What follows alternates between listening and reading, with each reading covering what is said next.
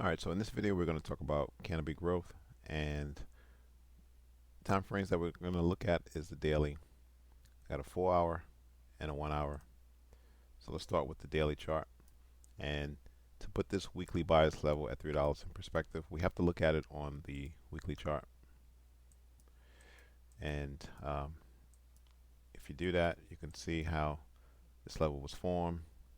You had a drop in price, although price was teeter-tottering down.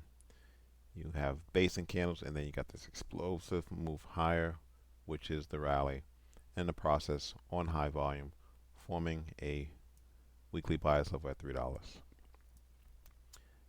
At the $6 level, you have resistance, which is now support,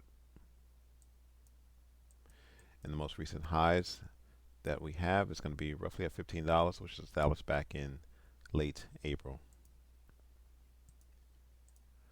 So if we zoom into the 4 hour chart, you can see how price broke this short-term downtrend.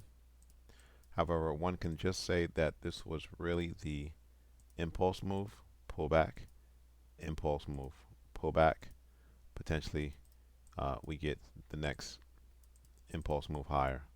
So you can see how price is in an uptrend. Now, looking at the candles, volume candles, you have an explosive move on this candle. Had you been here, you could say that there was a level of interest, buy interest, but pretty much this drop base rally and these basing candles is in the middle of a range. So I'm not in love with the setup, and the volume is not great. However, one can say you have a level on top of a level.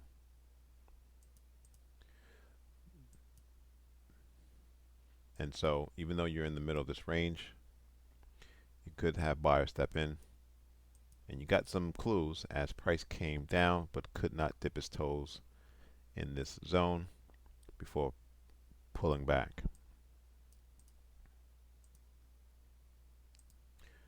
Going to the 1 hour chart, you can see this a little better. Again, the highest volume candle was actually this candle here, followed by this candle here, followed by this candle here. However, if you look at the volume bars, it was still higher than average volume. So this would be the level that I would be looking at, and this level is on top of this level. So if you sandwich and pick a level, you're going to say $8 would be a nice entry to go long. Now, what's the latest on Canopy? Let's look at this article.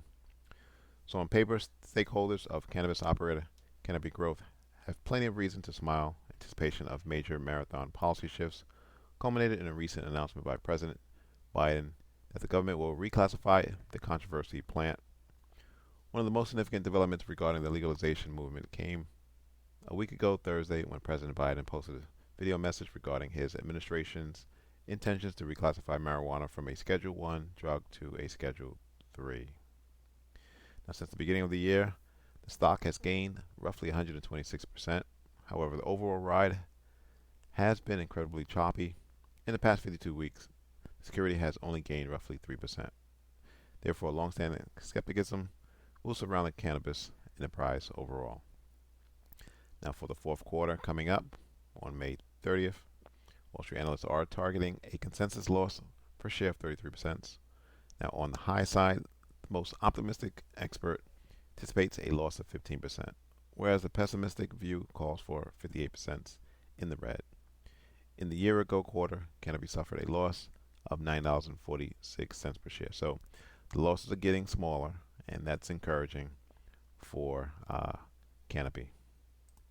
And again, this is the level that you want to be mindful of on any pullbacks, which is going to be that $8 level, which when you scroll out to the weekly chart, you can see again how it was resistance, which now serves as support. So on the higher time frame, this level that we saw on the hourly time frame suits very well and is in alignment with the higher time frame. So thanks for watching. Subscribe. Please like the video.